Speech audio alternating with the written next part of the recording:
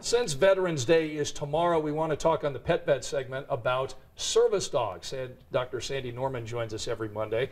Good to have you here. Thanks. So how are these animals helping veterans? Well, service dogs have been a part of life. We know they lead the blind and the deaf, and they become more and more important to the military. And a lot of military people have encountered these dogs. They use a lot of dogs in the military, more than ever before, and law enforcement. So when they come home, we actually use them. First of all, they might encounter them in the hospitals because we use them as therapy dogs in our hospitals. For example, Kathy here visits every week, visits the Veterans Hospital here in town.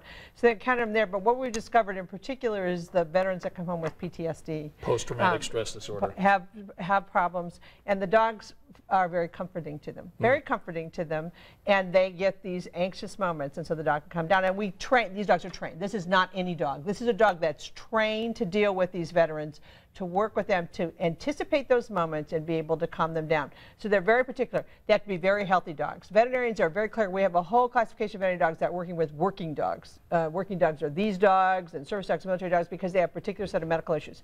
Need to be very healthy dogs because these veterans are dealing with other issues, so they don't need to deal with dog issues. So they have to be very, and they have to be very particular dogs. You notice most of them are larger breed dogs. It's because they're easier to handle, easier to train.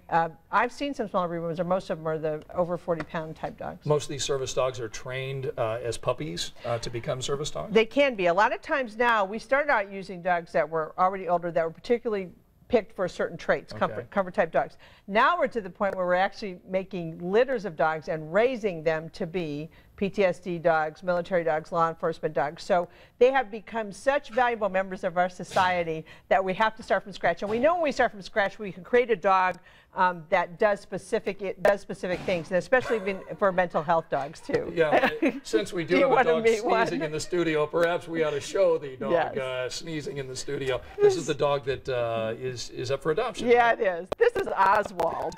That's a great name. Oswald's 4 years old. He's a bull terrier. We were saying he has some wrinkles, maybe with some sharp paint. He's a very nice dog. He's 4 years old. He's male. He's new. He's about 44 pounds. He probably do good in a home where there wasn't small children, although he's been very nice to everybody here. If you give Oswald or one of his friends a home, there's the phone number for the Humane Society of Indianapolis. Love that tongue. Yeah, the tongue. He kind of has a really bulldog tongue. It looks like an English bulldog type tongue. So he's a mixture. He's a very nice guy, so if you can give him a home.